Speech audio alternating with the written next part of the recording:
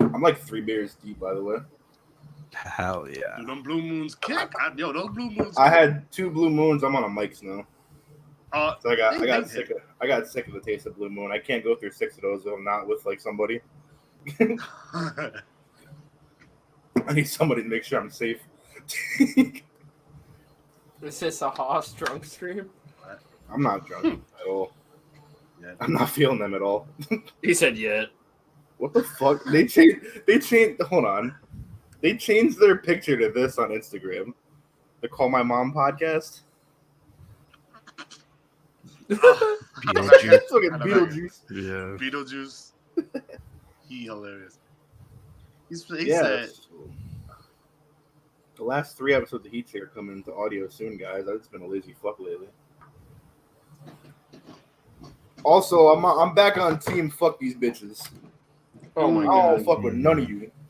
Chill. I have a lot to catch up on. Chill. Nah, we on team fuck these women. Chill. I mean, yeah. Nah, but not in a good way. Like they can go fuck themselves. Oh. Oh my god, what is happening? All of them. God damn. No cap. Your boy gonna. He said disrespect them. Your boy disrespectfully is going to be single as a Pringle for a little bit. A single. Oh fuck. What? Pringle. Wait. Pringles come in whole stacks, so they're whole stacks. They're not single. I'm talking about the crumpled pieces on the bottom. My man's broken. Oh my god. I'm not that pristine, flavorful chip you get at the top of the barbecue can. I'm that one that, like, when you finish the can, you see the little crumbs, and that last little crumb won't come out, so you're just shaking the can, trying to get that shit out. You're like, and that shit finally comes out, and it's like the most disappointing piece of a chip in the world. What? Yeah, I'm there. He said he did the whole motion like. Oh my god! And then when you finally get it on your tongue, that shit disintegrates like that because it's the shittiest, smallest, most disappointing piece of barbecue Pringle in the world. Ooh, barbecue. Ladies, do I have your attention now? Yo. What the fuck, dude? That's fucking good shit. Pipe bomb. Pipe bomb. Mic dropped. You see this mic on my arm, ladies? This mic dropped. Right. He said, "Drop. Whip that no, mic out. This. Whip that. No, hold on, I'm getting there. Whip that mic out and drop it down like I do to my. Never mind. Oh, it's a family show. It's a family show, even though we curse all the time. Yeah. All right, it's a family show, so I have to refrain from saying certain words, but the one word I don't have to refrain from because it's anatomically correct: penis. Drop it like my penis. Society's like, I want to go. Can I go home now? Hey, no. What is happening? This is how we're supposed to conclude our shows. Bro, I'm yeah, we can't go off the rails immediately. Right. I've been off the rails for like 2 weeks straight. But yeah. Hi guys. Hey. What's good? How you doing? Let me open our Twitch dashboard real quick before we get started for real here. See if anybody followed us. People actually like us. I feel like sometimes you guys do, but sometimes you just think I'm a joke. Yeah. Fuck. All right, stream manager. Chupapi Muñaño. I've been hearing that shit all week. I had to turn them. I'm like, who said it? Chupapi Muñaño. Yo, is this the way that he says it's like yo, so great? I'm like, I would have died. You gotta get real close to the ear. Oh no. Nah, I'm taking my headphones off. Chupapi Muñaño. ASMR. That shit is hilarious. I really don't. Viewer, show yourself. I want to know who's here, so I can know if I have to watch. Reveal yourself. The viewers in the chat decide if I have to watch what I say or not.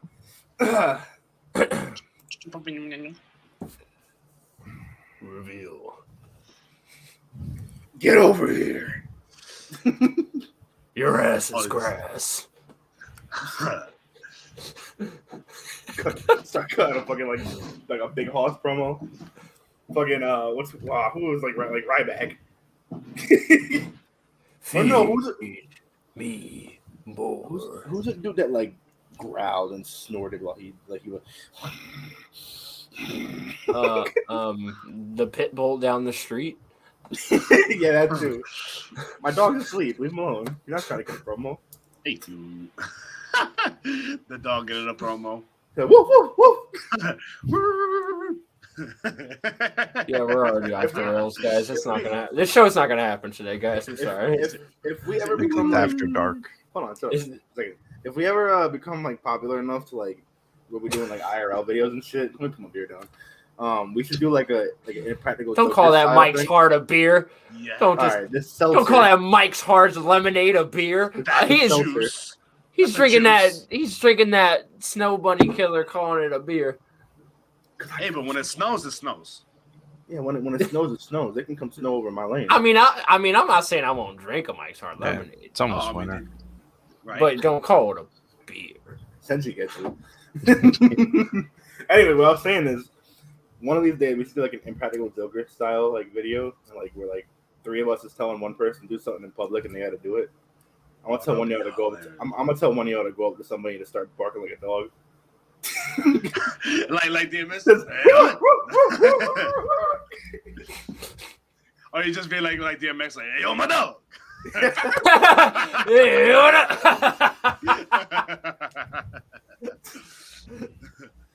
Be like, hey, Jordan, go up to that girl and tell her shit. God damn. Right. Hey yo, Like, hey yo, Ma, yo, shit. God damn. Right. Oh my God, that'd be a funny one. Like Oh, Josiah, this in the middle of like a group of people to start doing like 10 push-ups. Just stretching. the most light skinned thing ever. I'd be Doing I'd be like, push-ups in front of people. I'd be like, Senshi, go up to that dude who's like on his morning jog and just like play defense in front of him and tell him you're practicing for soccer. What's up, bro? Hey, help me. You ain't going nowhere, bro. Score a goal. All right, let's do this shit. You gotta give him a script to say along with it too. Like, kick it Oh, we with me. will. We will. That should be funny as fuck. All right. I say. Phone's here. That's there. Drink's done. Okay. I killed that Powerade. Fuck. I should have brought another drink up here. What a good water before this starts. That's what I just grabbed. My stay mom hydrated, made bro. meatloaf. Yeah, I'm gonna right? Kill that shit after this. I just had fried chicken. Fried sucker. Fried chicken. I got the shrimp. Shrimp. Ladies, put Netflix and chill. I'm trying to give you some chicken and dickin'. Oh, What? Why? What? Why? Josiah, why do you look like I've What? never liked this? What? This is how I started the show like 2 weeks ago. I have to be the dramatic. I have to be the dramatic one. Hello, ladies. Welcome to Heat Check After Dark. Yeah, I'll bring the Balby in this shit. Right. Man. Fuck you. Got it queued up this time. All right, y'all ready for real? Or Jordan, you want to get water, or what are you doing? I definitely gotta get water. Let me hold that thought real quick. All right, choppy, yo, pee. I'm debating on. No, I'll be good. What? I was debating on getting something too, but the kitchen is far from the attic.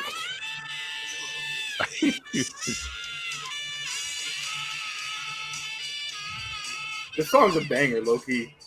Low key. I can't. I saw you over there. Like trying to hide. Like That's why I didn't think I saw that shit. Yeah. Oh man.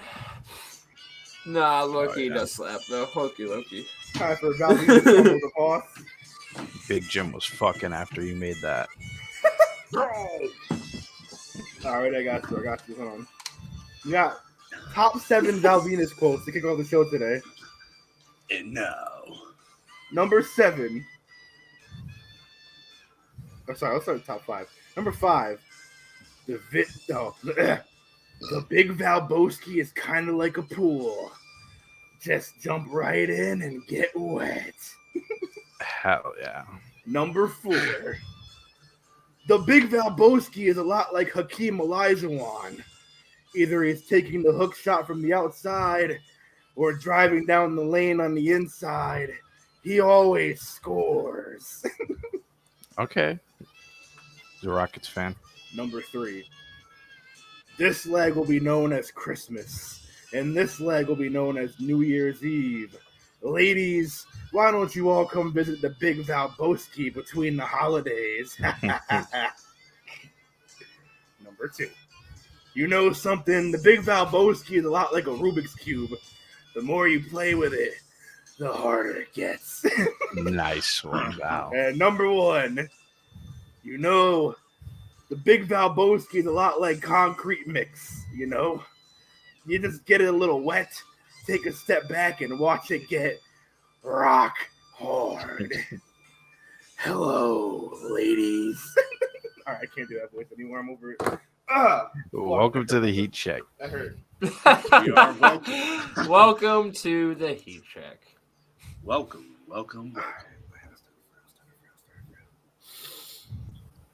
What's going on, people of the internet? It's your boys, the Heat Check. Had a little yawn in that one. We are back at it like a bad habit. If you want something, you gotta go grab it. Kicking us off today, I am your host, your girlfriend, your mother, your daughter, your grandmother, your auntie's favorite podcast host. Hell, your geometry teacher's favorite podcast host. Never pimping, always simping, the big hoss, Austin Knowlton. I am joined today first, Mr. Shaq Daddy Diesel Cool. Hurt. Yeah. What's going on, y'all? Got Mr. Josiah Howard on the mic. Over in the right-hand corner of the screen, we got Mr. You're looking like the Brady Bunch. Shit. That's what I was doing. We got the man who will only have the D on Twitter. The man who, for some reason, it took me till today to realize he kind of looks like Bryan Danielson a little bit. It's that sweet beard. Oh, yeah. Respect the beard. Mr. Viking Man himself. Senshi D. Sinai Derek. What's up, people? And finally joining us after we announced him as a host 4 weeks ago. I don't have any nicknames for him because he hasn't been on the show yet. Nice. Mr. Jordan Rico. Pleasure is mine, guys. I am so happy to be here tonight to be with you guys and talk about what the topic is on tonight. All right, Jordan. Today's topic: red pill, blue pill. I'm kidding. Damn, dude. Damn, B. You didn't have to go there. We're realists on this show. Today, we have Game 4 of Battle of the Hosts between Sinai and Josiah. Sinai is currently up 2-1 in the series after a devastating loss in wrestling trivia for Josiah a couple weeks ago. Of course, this Tuesday, me and Sinai will be battling me over on Jesse's channel, COG South. What up, Ricky?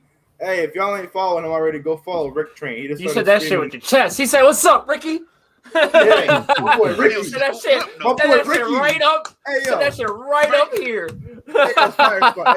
Hey, yo, I love my man Ricky. Hey, yo, Fire Squad. Go follow my man Ricky on twitch.tv/RickTrain. He was streaming some League of Legends earlier. Go follow my boy. He got like 50 followers right now. Get him up there. Anyways, I said, "What up, Ricky?" I said, "Let's go, Ricky. Let's go. Let's bracket." He's gonna do it on his channel too. Like, yo, what up, Hoss? Anyways, me and Snide will be battling in trivia, where Snide will be defending his championship against me over on Jesse's channel on Tuesday night. The big Hoss bringing the big guns, bro. You better be ready for that shit. Yeah. We're going to be talking about AEW All Out that happened last weekend because we didn't talk about it last weekend. We're going to be talking about the new NXT that debuts this Tuesday. We're going to be talking about Drake and Kanye. Yeezy. But first, hey, of course, bro. Of course. We can get any advertisement we want on this channel, bro. Damn, bro. I'd be remiss to not mention it. We are 20 years and 1 day removed from one of the worst tragedies to ever happen in the United States of America. Of course, that is September 11th, 2001.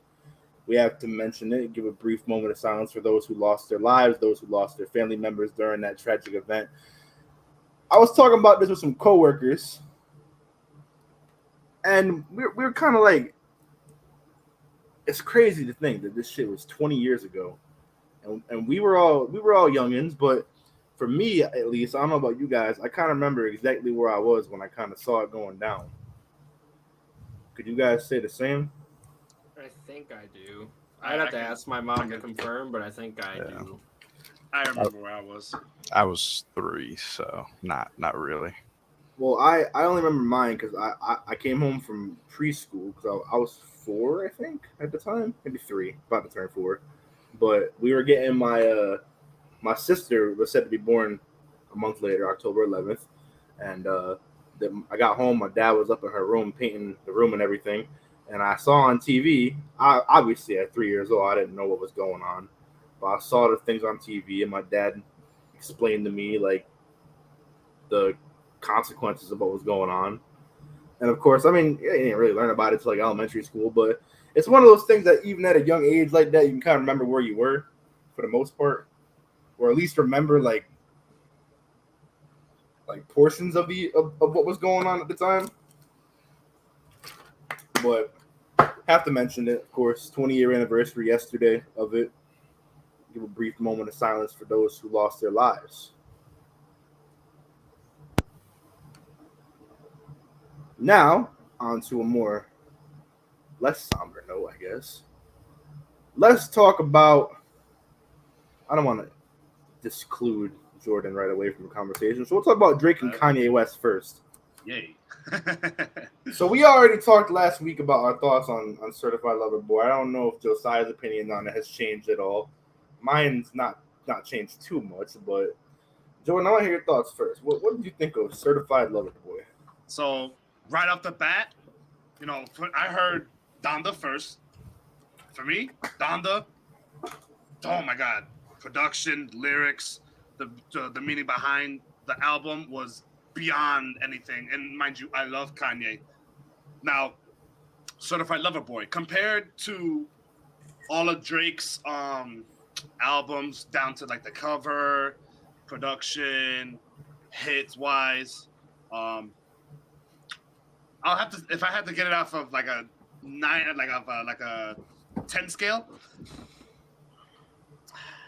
it wasn't like, I only like, don't get me wrong, I like 4 songs out of it, but it was. Don't be afraid to tell the people. Do not be afraid. You're not alone. It wasn't better than Take Care and any of those albums. Of course not. Of course not. Let me preface this. You can say whatever you want, but I'll preface this. Last week, me and Josiah told people who said it was one of Drake's best albums that it was Drake's worst album. Like compared to all the other albums, it wasn't his best. It was not his best. I'll tell you that. It's not top. It's not even. It doesn't sniff top 5. Doesn't sniff it. It doesn't sniff his top 5 albums. It's, like for hits, he got that. He got that in. How can I say? Because you're definitely gonna hear that in the radio. Like for what? Like my favorite song. Of course, it's Way Too Sexy. It's like it's Drake. I mean, you know. Of course. Like, No, facts. That's all that song is. Facts. It's like it's Drake. I get it. Song, like, come on. Like somebody said, I saw this on the internet. Way Too Sexy is the male version of WAP. like Cardi B. Facts. A little bit. I definitely. That's funny as fuck. That's funny. Yeah, I agree with that take.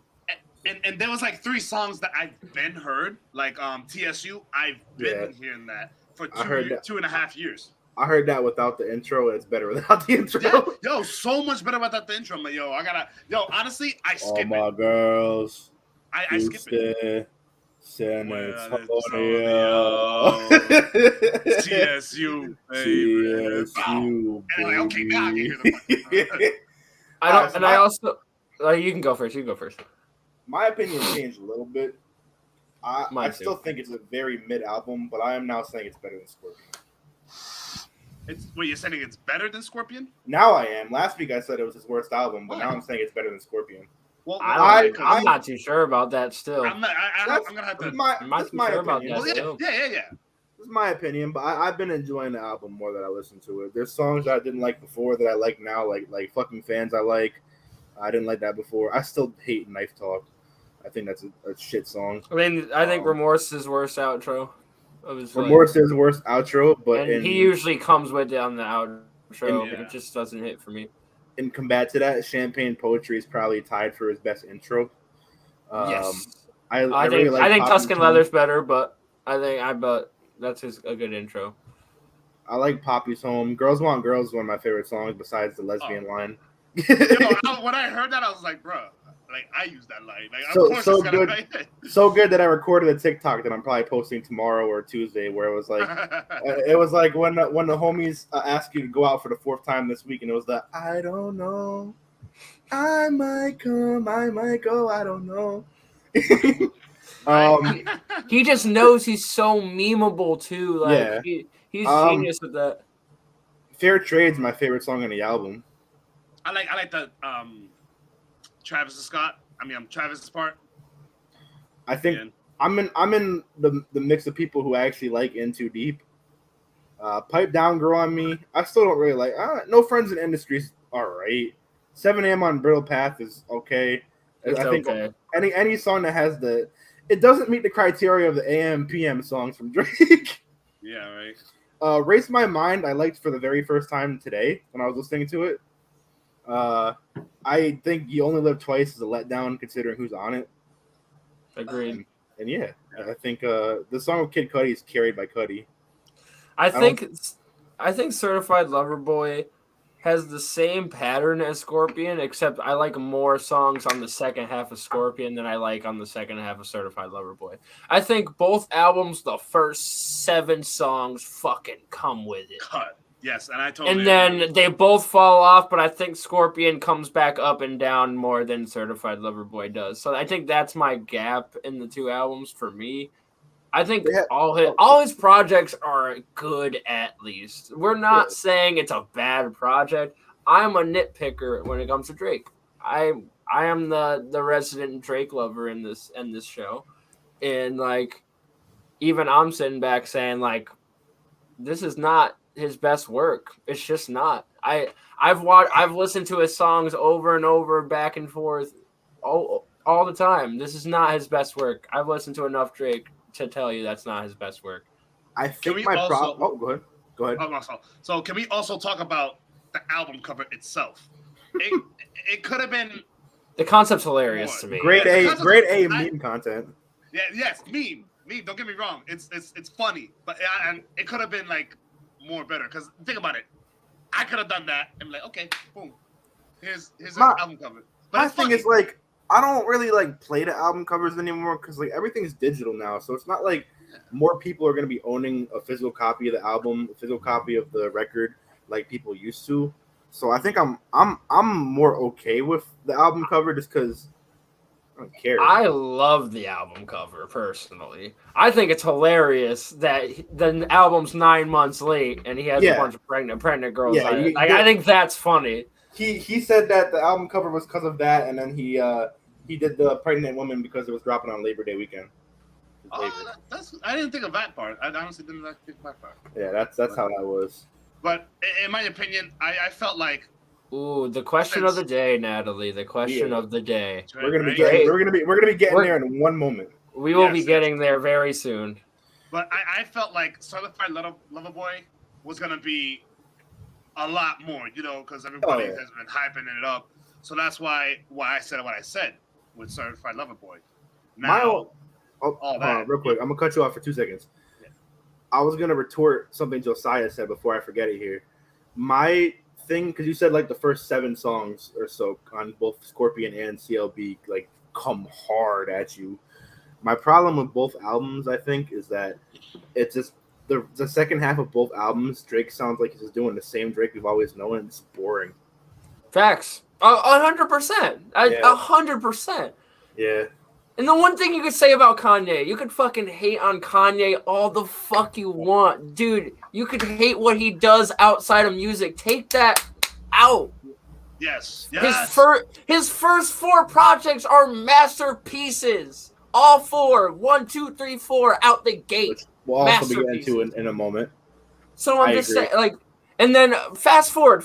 Don't even talk about like that in the middle part with like 808s and whatever. Fast forward to past Yeezus. Fucking Life of Pablo is a fire ass project. I don't care what anyone says. Life of Pablo is a great project, not a good project. Life of Pablo is a great project. Like the song "Real Friend." And then how many of us? And then Ye, like you got to be going through like some different struggles to fuck with Ye. Like that, like that's a pretty deep album, bro. Like you got to take it with a grain of salt. It's not for everybody. That's art. Like Ye is an art album. And then he has fucking he drops what, Jesus is Love or something like that. It was Jesus is Love. Jesus is Love.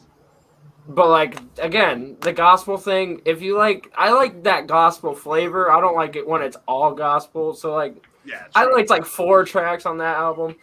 But that's kind of like warming us up to what we're gonna ultimately do as a group here. I was about to say that's the perfect segue, unless Jordan wants to say anything else. No, I'll save it. I'll save it for when we gotta discuss more. All right, so today's concept, because typically on Superstar SmackDown, which is coming back in a couple weeks, typically we go song for song.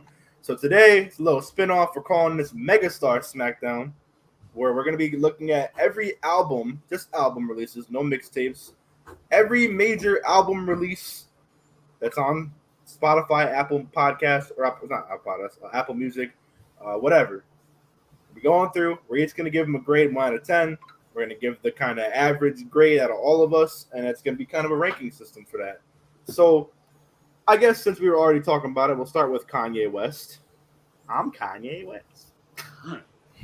Yay. And we'll start with his very first album, dropped February 10th, 2004, featuring the singles Through the Wire, Slow Jams, All Falls Down, Jesus Walks, and New Workout Plan.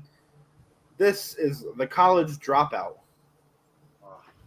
Out of what? Out of 10? Do 1 out of 10. Can we go over 10? 4 of those? Can we go over 10? What? I will. If you want to go over, just to 11. 11. Final tap rules. So wait, 11's max? 11's max. 11. Okay, cool. 11. 11. So I. 7. I'm disgusted. I didn't want to do. I just did 7-11. I didn't want to do the other one. It'd be mean. Oh. Yeah. Austin. All right. So tonight's really giving it a 9. Yeah. I'll give it a 10. So that's gonna be a 10. Someone, when do you want to write these down? Oh, I got it. I got it. So it's gonna be a 10 1/4 out of 10 for The College Dropout. What? So, wait, what? 10 1/4, 10.25. That's the average? Yeah, that's the average. 10.25. Yep. All right. So that's currently the Heat Tech's best album out of all of these. Next up, we have released a year later on August 30th, 2005, featuring the singles Diamonds from Sierra Leone, Gold Digger, Heard 'Em Say, Touch the Sky, and Drive Slow. This is Late Registration by Kanye West. 11. 11, bro. Like, come on. Oh my god, Diamonds? bro. Diamond Sierra Leone. Oh my god. I'll go 11 on this one. Come on. I gotta give it a 9. It's so tight. No, he said. What did Kanye say? He said. Oh my. No. So Now that's no. Hold up, bro. Hold up. All right, so the average score on that is 10.5. 10.5, which does make Late Registration the current best album according to the heat check between Drake and Kanye West. He said I gotta give it a 9. You guys just put it right in front of me. Hold on. I wanna pull up this lyrics before we go to the next one. Did you get the average for Late Registration? It's 10.5. 10.5.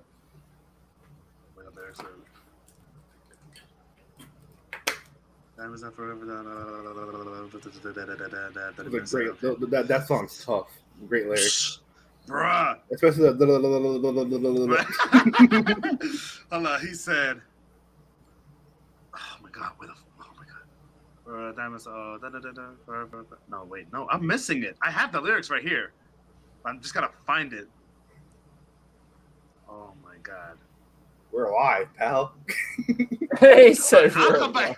Oh no, all right, I found it. He said, right, he said, I remember I couldn't afford a Ford Escort or even a 4-track recorder. It's only right that I let the top drop on the drop top Porsches. It's itself so important. If you're stripper named Portia and you get tips from Miniman, then your fat friend, her nickname is Minivan. Excuse me, that's just the Henny man. I smoke, I drink, I was supposed to stop, I can't because diamonds are forever.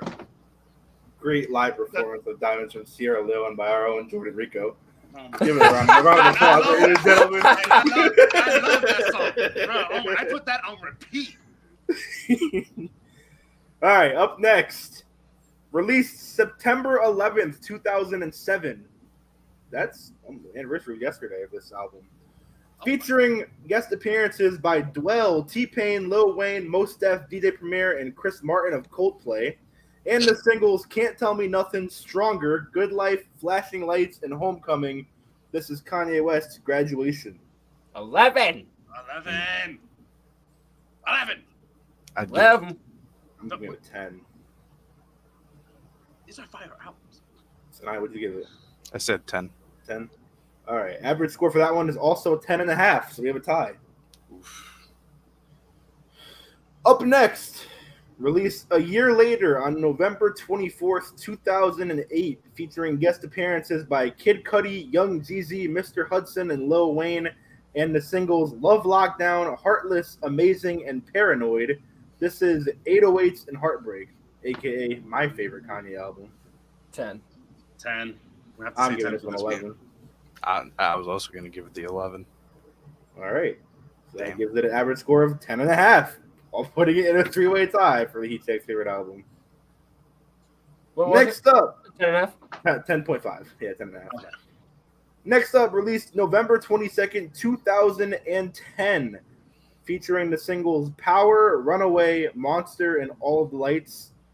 Ooh. And featuring guest appearances by Nicki Minaj, Rihanna, Jay-Z, Pusha T, Rick Ross, Kid Cudi, John Legend, and Elton John. This is My Beautiful Dark Twisted Fantasy. I don't have to say anything higher than 11 that I could take because this is Kanye's best album.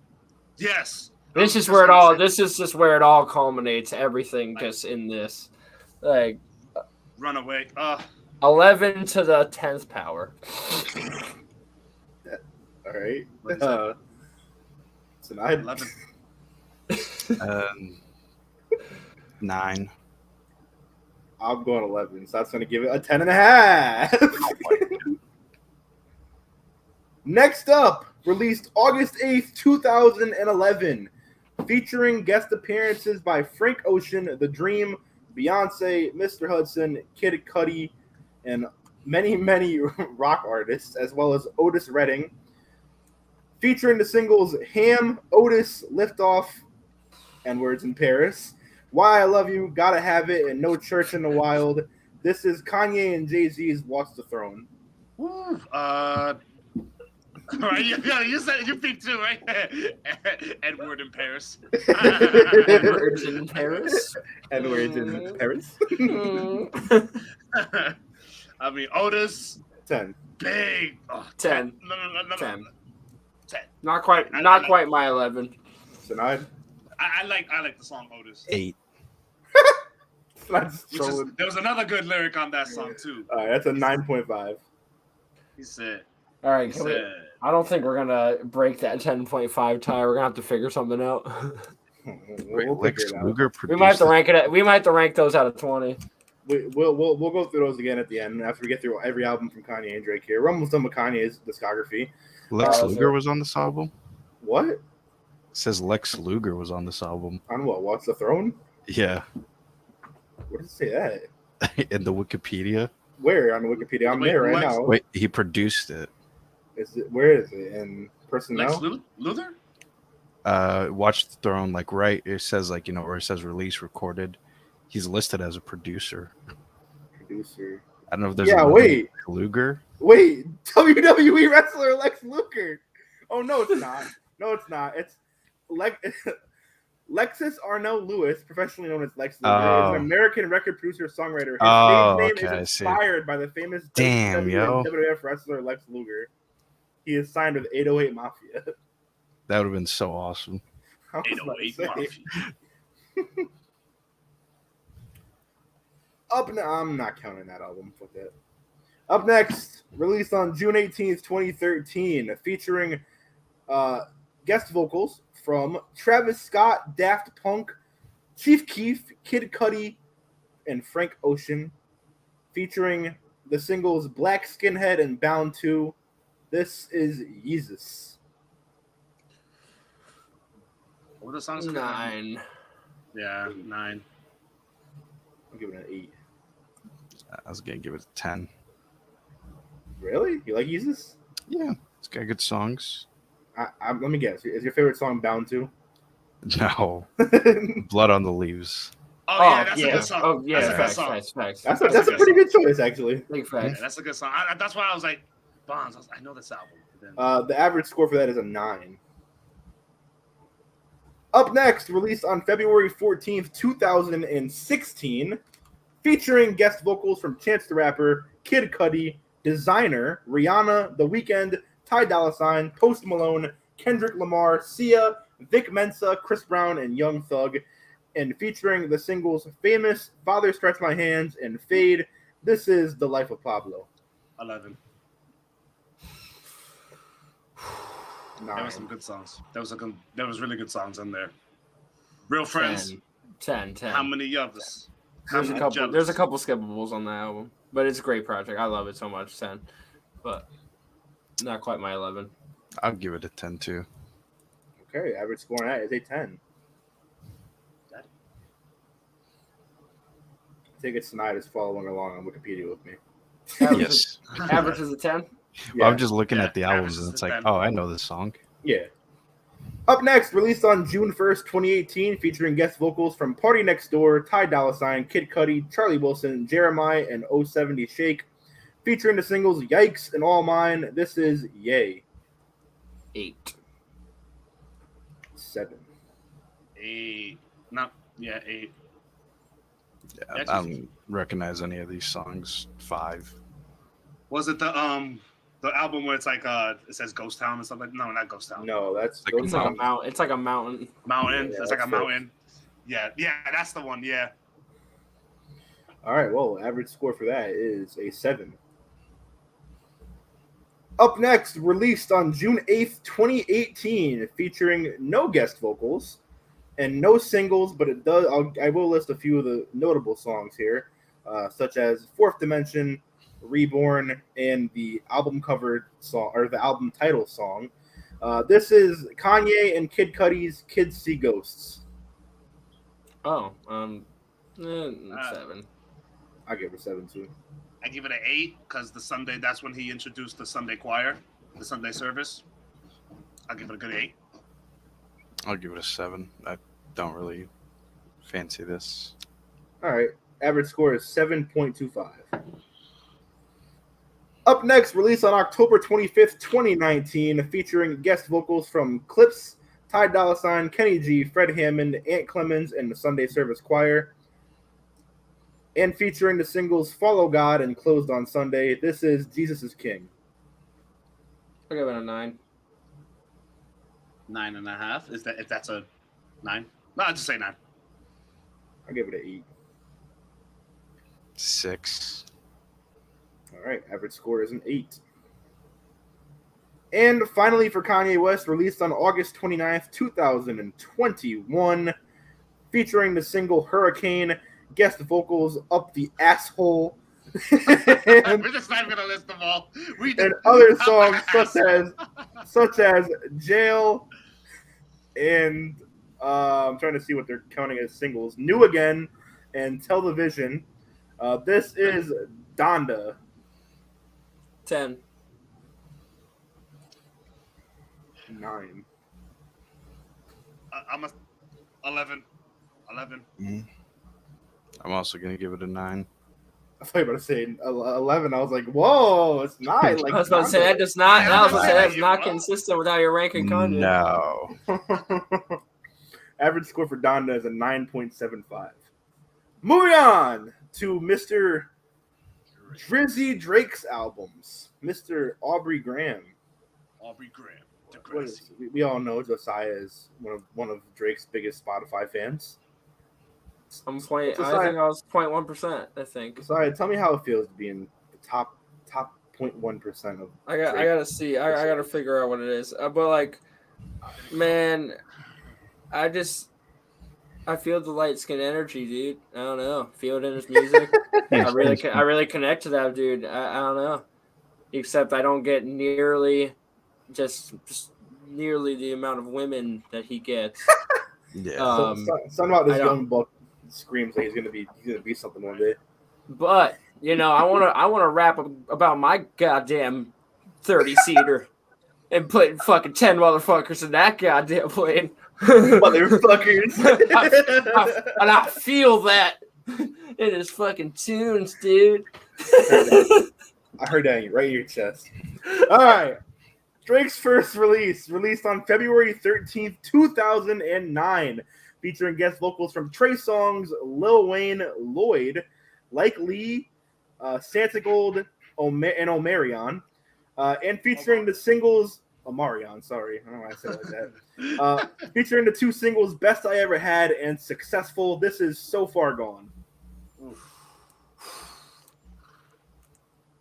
Also, note, listed producer on this album, Mr. Kanye West. Oh, look at that. Whoa. So Far Gone is so good. Bro, best I ever had. I have a real connection Maybe with you that. That's the first song. That's the first song coming on the Drake. I gotta say 10 because I got a lot of 11s coming. So I got it. So Far Gone, I gotta give it a 10. Hey. I'm gonna say 10 because Best I Ever Had and Successful put me on the Drake. I mean that's a lot of people got put on the Drake with those time, and that shit is best I ever had, bro. You said 9 tonight. Yeah. All right. Average score for So Far Gone is 9.75. Right, that's about right. Next up, released on.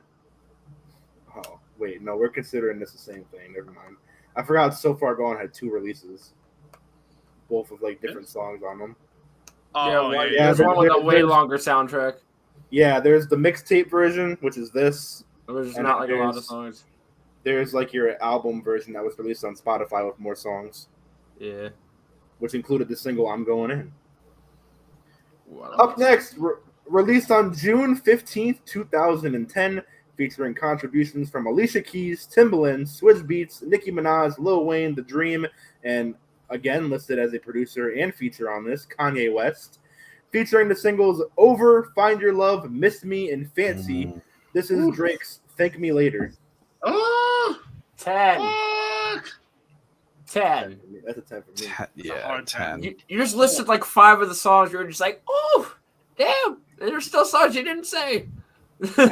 Average score is a 10. We all gave it a 10. Up next, released on Here we November go. 15th, Here we go. 2011. This is credited as Drake's official first studio album, featuring contributions from The Weeknd, Rihanna, Kendrick Lamar, Birdman, Nicki Minaj, Rick Ross, Lil Wayne, and Andre 3000. Of note, this is the first release Drake has that Kanye West is not a producer on. Featuring the singles, there's 7 of them, I'm going to list them all off. Marvin's Room, Headlines, Make Me Proud, The Motto, Take Care, Hell Yeah, Fucking Right, and Crew Love. This is Drake's Take Care, 11. 11. Next. Just you already know. 11. I guess I'll give it an 11. All right, average score is an 11. Take Care is officially the Heat Check's favorite album. I mean, yeah, started a meme for a while. Marvin's Room is great. Oh my God, Marvin. Released 2 years later on September 24th, 2013, featuring contributions from 2 Chainz, Big Sean, Majid Jordan, Jay-Z, Jhené Aiko, and Sampha. Featuring the singles, Started from the Bottom, Hold On, We're Going Home, All Me, Pound Cake, Language, Too Much, and Worst Behavior. This is Drake's Nothing Was the Same. 11. Next. 11. His head was in the clouds on the album cover, bro. I'll also give it 11. He was in the heavens. Like, come on. 10. All right. Average score is 10.75. Boo. 10.75. Up next, released on February 13th, 2015. Again, 2 years later. Featuring contributions from Party Next Door, Travis Scott, and Lil Wayne. Not many features on this album. And 2 singles, Preach and Energy. But I also have to list some other ones that aren't singles, just so we know what's on this. Featuring songs like Know Yourself, Six God, Used To, Now and Forever, Company, Jungle. This is Drake's, if you're reading this, it's too late. 10. I'm gonna have to say a 10 with that one. 10. I agree. Not quite an 11, but it's still a great project. 9. All right, average score is a 9.75. Up next, released a mere 2 months later on September 20th, 2015, featuring, I don't know if there's any features on this album. No, there's no features except for the one that's on the whole album with him. Featuring the 1 single Jumpman, but also featuring other songs such as Diamonds Dancing, Plastic Bag, and 30 for 30 Freestyle. This is Drake and Future's What a Time to Be Alive, an album that many people keep asking for a sequel to, but I don't think they should make a sequel to. Agreed, but 11, because this shit was heat. Yes. Heat. 10. All right, average score is 10.75. Up next, released a year later, well, not even a half a year later. He released a lot during this time. Holy fuck. Yeah. April 29th, 2016, featuring contributions from 1985, Manish Bidet, Kanye West, Party Next Door, Pimp C, WizKid, Kyla, and Rihanna, featuring the singles Hotline Bling, One Dance, Pop Style, Controlla, and Too Good. This is Drake's Views. 100. 11. 100. Yeah. Give it 11 11. next. All right, average 11. score is 11. Like that's too many hits. Too many hits. Yeah, Views and Take Care are my 2 favorite Drake albums of all time. Up next, released March 18th, 2017, featuring contributions from Kanye West, Young Thug, Giggs, Skepta, Quavo, Travis Scott, 2 Chainz, Jordan Smith, Sampha, and Party Next Door, featuring the singles Fake Love, Passion Fruit, Free Smoke, Portland, and Glow. This is Drake's More Life. Ooh, More 10. Life was a good album. 10. 9. 11. I love you, Sinead. The only reason I Dude. said 10 is because I think More Life is Views light, so I can't give it the same grade as Views, but I still think it's amazing. It's Yeah, fine. it has my favorite Drake song, and Skepta's on it. Oh, your favorite? Oh, That's your favorite Drake song? Yeah. Portland? Okay. I respect it. Since you have some good taste in Dude. music.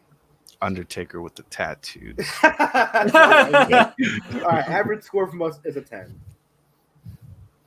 Am I counting this? I can't count it. It's 2 songs. But I will note. Don't I will just note that on January 19th, 2018, Drake dropped "Scary Hours" with God's Plan and Diplomatic Immunity.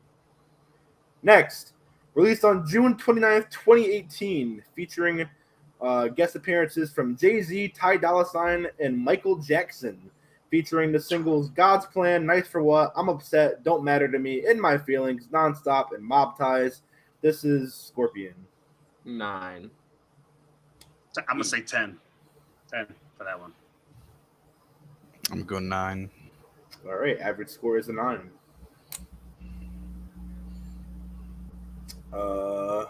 Another one that I'm noting, on June 15th, 2019, Drake dropped the Best in the World pack featuring Omerta and Money in the Grave. I don't think this should be counted either, so I'm going to note this. Also on August 2nd, 2019, Drake dropped a compilation album of all of his unreleased songs called Care Package. And then on May 1st, 2020, featuring contributions from Future, Young Thug, Chris Brown, Playboi Carti, Giveon, Fivio Foreign, and Sosa Geek. This features the singles 2C Slide and Chicago Freestyle. This is Drake's Dark Lane demo tapes. 10. 9. A 9. The first 7 songs is an 11, but then the rest of the album is like an 8, 7. 8. So average score for Dark Lane demo tapes is a 9. Not also going to be a noted one. On March 5th, 2021, Drake dropped Scary Hours 2, which featured What's Next, Wants and Needs featuring Lil Baby, and Lemon Pepper Freestyle featuring Rick Ross. And that leads us to 2 weeks ago on September 3rd, 2021, actually a week ago, September 3rd, 2021, featuring guest appearances by Lil Baby, Lil Durk, Giveon, Jay-Z, Travis Scott, Future, Young Thug, Yebba, 21 Savage, Project Pat, Thames, Ty Dolla $ign, Lil Wayne, Rick Ross, and Kid Cudi, featuring the singles that are currently listed here. Hold on, where's this track listing? The singles that are listed: Champagne Poetry, Girls Want Girls, Fair Trade, Way Too Sexy, TSU, No Friends in the Industry, and Race My Mind. Those are what are being called the radio songs, I guess. This is Drake's Certified Lover Boy. I was gonna say it first. This is so tough. This is so tough. Yeah, that's why I was thinking about it's growing on me. That's the thing. It's been growing on me. Last week I would have gave it a 7. I'm giving it an 8. I'm comfortable giving it 8.5. 8.5. First half score. 7. I'm gonna have to go with the 8.5 on this one. Because I think it's going to end up being a 9, I think. It's growing on us. It's growing on me. Give me 3 more weeks. I can give you a better score. Our average score currently, our tentative average score for CLB is an 8. Yeah, that's about right. It's one of his worst albums regardless, but it's still fun. Doesn't. Yeah. All right, Josiah, you have everything written down. What are our top ones looking like? All right. So, tied at 11 for Drake. Actually, you want to go Kanye first or Drake? Drake. For tied at with 11. Well, wait. Hold on. Before you go, did Kanye have any 11s? No. Okay, so yeah, go with Drake because they're the 11s. Tied with 11. Take Care and Views. Okay. Tied it with 10.5 on the Kanye side. Late Registration, Graduation, 808s, My Beautiful Dark Twisted Fantasy. Hold on. That's a lot. I didn't realize they're all tied. Right? Yeah. Come on, late Registration, Graduation, 808s, Heartbreak, My Beautiful Dark Twisted Fantasy. I'm still kind of upset that I got a 10.5. I think that's ridiculous. But right? Fine. I was like, that song is. All right, so we don't really have to care about it. Well, did anything get 10.25 on any of them? 10.25? Yeah, why? Yeah. College Dropout. Did Drake get any on 10.25? Drake got 2 10.75s. What are his 10.75s? Nothing Was the Same and What a Time to Be Alive.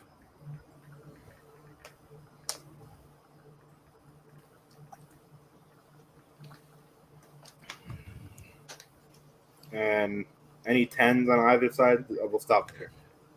10s? Yeah. Like Drake had a lot of Kanye had Life of Pablo at 10. And Drake had Thank Me Later at 10. More Life at 10. And that's it. Okay, so we'll stop there. So we're gonna give a definitive ranking out of all of these here. So we'll start with the 10s. We'll start with Life of Pablo on a scale of 1 to 20.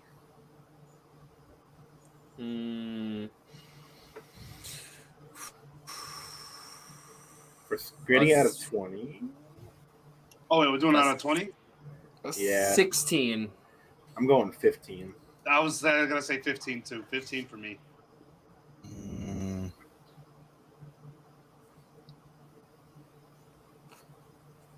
15. All right, average score. I'm gonna write these down as 12.4. Average was 12.4? Yeah, for Life of Pablo. All right, thank me later on a 1 to 20. 14. I also feel comfortable saying 15. You said 13, Jordan? Yeah. Sinide?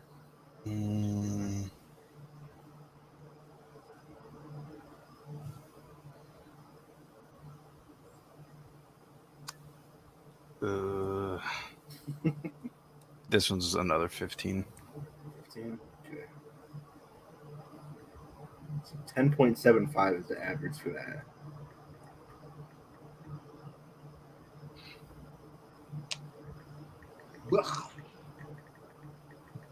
Sorry, 14.25. Sorry. I was gonna say that didn't sound right. 14. Yeah, 14. I had to recalculate it. More 14. Life. More Life. 7. Strong 16.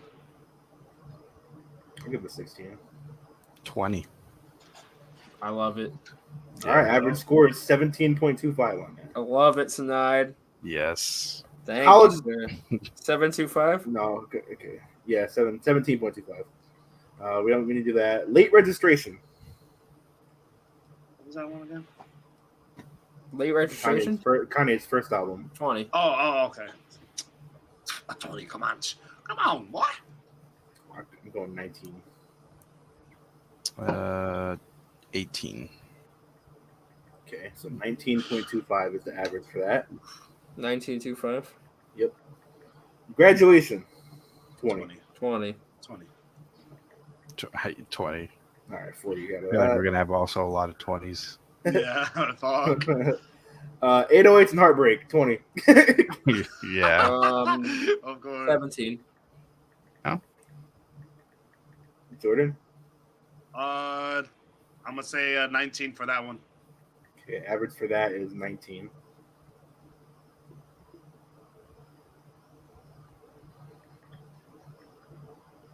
My Beautiful Dark Twisted Fantasy. 20. 20. What? 20. 19. 18. Average for that is a 19.25. We're gonna have to bring another tie after. Nothing was the same. Nothing was the same? 20. Yep. 19. 18. I'm gonna have to go with 18 with that. Scores. Average score for that is a 19. What a time to be alive. 18. Strong 18. I'll also go 18. 17. Average for that is 17.75. Take Care. 20. 20. 20. 20. 30. 20. 100. All right, we're all going 20 on that. Yeah. It's just perfect vision all All around. right. And views. 20. 25, 30, 1,000, million. Jordan? 19. Oh, it's an eye. 19. Yeah. Oh, I forgot. Okay, so these are your official heat check rankings for the What was top that? Kanye What Drake was albums. views? What was views? I didn't even calculate it because I had Take Care already one of those two. The way I did it was we were just going. These scores are not going against like the 10.75. Like the two 11s went against each other because we had those 11s already. Mhm. So essentially, So this is what 1, 2, 3, 4, 5, 6, 7, 8, 9, 10, 11. This is top 12 out of all Drake and Kanye's releases for the Heat Check official rankings. Number 12 is Kanye's Life of Pablo. Yeah, actually, please write these down because I want to do a post about it on Instagram. I was just thinking that actually. Yeah.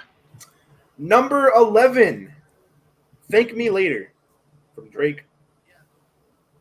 Number 10. I just hear it, yeah. I did hear it. I heard that from somebody. I think it's Yeah, right? No. I forgot. I forgot about this song. That was a good ass song. Number 10 is Drake's More Life. Number 9 is Kanye West's College Dropout. Number 8 is Kanye West's Late Registration. Number 7 is Kanye West's My Beautiful Dark Twisted Fantasy. Number 6 is Kanye West's 808s and Heartbreak. Number 5 is Kanye West's Graduation. Number 4 is Drake and Future's What a Time to Be Alive. Number 3 is Drake's Nothing Was the Same. Number 2 is Drake's Views. And according to the Heat Check, the best release from Kanye West and Drake is number 1, Drake's Take Care. Those are your top 12. I'm okay with that. Those are the Heat Check's definitive top 12 Drake and Kanye West releases. I think I think My Beautiful Dark Twisted Fantasy is definitely better than What a Time to Be Alive. And Graduation. Without a doubt. And Graduation. I'm kind of upset by that ranking. I want to see the paper. Show me the paper. I want to see this. No, because all right. I'm gonna make a post. I'm gonna make a post for it. It might be backwards. Oh wait, no, it's not. All right, so like, okay. What a Time to Be Alive, Graduation, My Dark Twisted Beauty. That ain't better than 808. I'm sorry. I'm nitpicking. It's averages. It's averages. It's averages. All right. I don't agree with our averages. you gonna cry? Cry and shit. I'm gonna do my own rankings. I'm gonna make sure Kanye wins. Before we talk about some of the good, let's talk about some of the bad. We have this Tuesday premiering live on the USA Network. Don't call it USA Network. Or if you're paying attention to their advertising, premiering live at Nickelodeon Studios. We have the new WWE NXT featuring a fatal 4-way match for the NXT now vacant NXT Championship, where Pete Dunne, Kyle O'Reilly, LA Knight, and Johnny Gargano will battle it out for the title now that Samoa Joe has relinquished it due to injury. Also featuring Raquel Gonzalez defending the NXT Women's Championship against Frankie Monet. We have a new NXT. Now, the last couple of weeks, I've been kind of ranty about WWE because, I mean, we is still on that fuck WWE energy. But before let me get the bad out of the way first. Vince McMahon is apparently going to have more control over NXT. Now, Triple H is still in charge. Well, he will be in charge when he comes back from recovering from his cardiac arrest. Hope you're healing up good, Mr. Levesque. NXT, I had some time to think about it. And I'm actually absolutely positively okay with the direction NXT is going, man. Because the NXT that we're getting is what NXT was originally made to be in 2012 when it became the developmental brand of WWE. And I feel like the role Vince McMahon is supposedly playing is okay. And the reason I think it's okay is because Vince is not booking the show. Vince is merely going to Triple H saying, we want this guy, this guy, this guy. Push those guys, teach them the WWE way so we can bring them the main roster. Now, you look at the history and the track record of money superstars in the WWE. None of them are from the independents. Every single superstar that has ever made the WWE money, has ever been the top face of the company, they came from being built in the WWE system. It starts with Hulk Hogan. You look at The Rock. You look at Stone Cold Steve Austin. You go all the way to Randy Orton, John Cena, and Brock Lesnar. All the way to Seth Rollins, maybe an exception, but he did get put in NXT to learn the WWE style. Roman Reigns is WWE born and bred. I'm okay with this because it means that NXT is still going to be booked the way Triple H wants it. Just they're going to be pushing guys like Parker Boudreaux, or his new name is I forgot his new name, but it's kind of cool. They're going to be pushing guys like Rick Steiner's son, who they have now renamed to Rex Steiner. They're going to be pushing guys like Gable Stevenson, who they just signed, the guy who won the gold medal in the Olympics for amateur wrestling. And it's already coming out that they are planning in the next 3 to 5 years to have Brock Lesnar pass the torch to him on the main roster. But it also means that they're not going to be specifically signing a lot of independent guys, which is good for the wrestling industry because that means that they are no longer going to be stockpiling guys in NXT. They're no longer going to be getting these independent stars and getting them on the main roster with shitty pushes. It means these guys can go places like AEW. They can go places like New Japan, Impact Wrestling, all these places, and they can. The professional wrestling industry can strive. And Bryan Danielson said it himself. The reason he went to AEW was not despite WWE. He said he talked to Vince McMahon. He did it because he wants to have some new challenges before he eventually goes back to WWE. And he said him going to AEW will be good for professional wrestling as a whole. I'm okay with the way NXT is going if it's used how it was in 2012. Because in 2012, that system, you had guys, Bray Wyatt was not an independent superstar. Seth Rollins was before WWE, but they molded him. He didn't do his independent wrestling style in-ring stuff when he went to WWE. He did his whole moveset was made in NXT. Roman Reigns. You have Dean Ambrose, kinda. He came from kind of hardcore wrestling independence, but CZW. but he learned the WWE style before getting called there. And granted, it kind of was a letdown, but at the time, Rusev, before he was buried. You look at the NXT of old, 2012, and you compare call-ups from then versus call-ups now. Bray Wyatt was called up 6 months later wrestling John Cena on WrestleMania. Rusev called up 6 months later with wrestling John Cena on WrestleMania.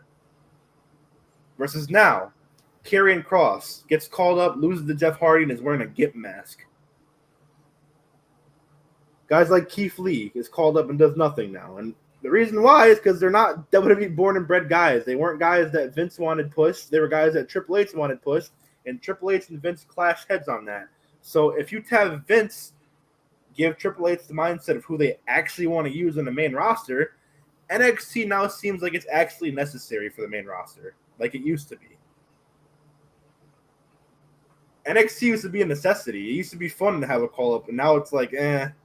But it's because before they were pushing guys that Vince liked and then calling them up to the main roster like a developmental system is meant to be. NXT is not going to be the super indie that it became, unfortunately, for a lot of people.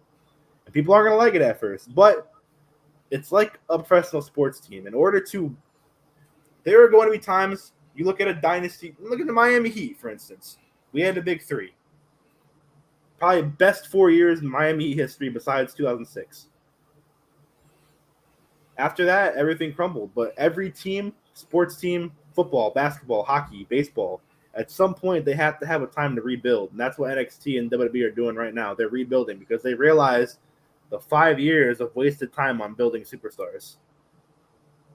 So I'm okay with it because I think NXT is still going to be in good hands with Triple H in charge. They're still bringing in decent people with potential. Parker Boudreaux has the potential in the world to be the next Brock Lesnar. Same with Gable Stevenson. Rex Steiner looks exactly like his dad, Rick Steiner. You still have guys like LA Knight down there. You still have guys like Johnny Gargano and Tommaso Ciampa that are going to be helping these guys learn how to actually wrestle.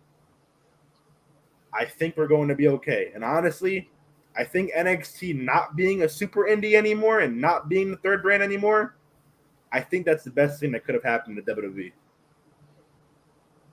That's my piece on that. I'm excited for Tuesday. I'm excited for the new NXT. You talked me into it. I'm for it now. I didn't know how I felt. I didn't know how I felt about it. You convinced me. It all depends on how they actually go about doing it, but I'm excited for the next couple of months to see where it goes. And then if 3 months down the line it's all shit and it's like the old, like NXT game show type shit or watered down fucking shit wrestling, I'll eat my words. But for now, game show NXT was tight. Hello, Fred Willie 69. How you doing? But yeah, I'm okay with the new NXT. For now. Yeah, for now. I mean, yeah, I'm willing to give it a chance. But, yeah, I don't know. It's been in a slump for a year, so they kind of needed, like, they just kind of needed to just tear it down. I mean, when, like, the guy who's pretty much, like, the face of the brand just leaves, you kind of need to reinvent. Yeah. I found out. So for those who don't know, this is Parker Boudreaux. He looks like Brock Lesnar with tattoos. Mm-hmm. His new name in NXT is the Soul Reaper, Gunnar Harland. And Just call him the Soul Reaper. His catchphrase is, he's ready to reap the souls of the NXT roster. And then this is Rex Steiner. Rick Steiner's son. For those who want to see that he looks pretty much just like his papa, but younger. He looks like a jacked Klay Thompson. But yeah, one thing NXT is not is AEW. One thing none of WWE is not is AEW, because guess what, folks? For the first time ever, AEW Dynamite beat Monday Night Raw in the ratings this week. Mm-hmm. Granted, they're on different days and different time slots, but AEW Dynamite had a better rating than Monday Night Raw did this week. And I don't think it did better than Friday Night SmackDown, but that's because SmackDown was from MSG, and it had a banger match. Yeah, the Edge Seth Rollins match. Yes, yeah, but also I watched that. WWE is in a lot of hot water right now because of what happened on Friday. Let's talk about that real quick.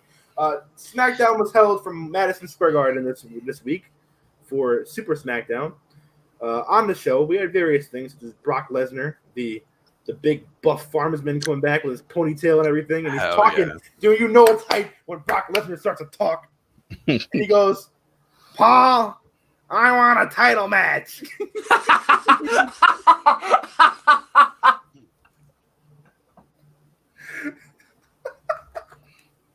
Was that a good Brock Lesnar impersonation? It was terrible. That's why it was funny. Thank you, Ricky. Rick Train rated us with a party of 3 earlier. Thank you. Hey. Appreciate you, bro. What's up, everybody in the chat? I see we got 7 viewers right now. It's sweet. Let's get it. So on SmackDown, Brock Lesnar came out. He said, "Paul, why didn't you tell Roman I was going to be at SummerSlam?" And Roman was like, "You knew he was going to be at SummerSlam?" And Paul's like, "Oh, no." So Roman and the Usos leave, and Paul Heyman grabs the mic, and he goes, "Well, fuck it.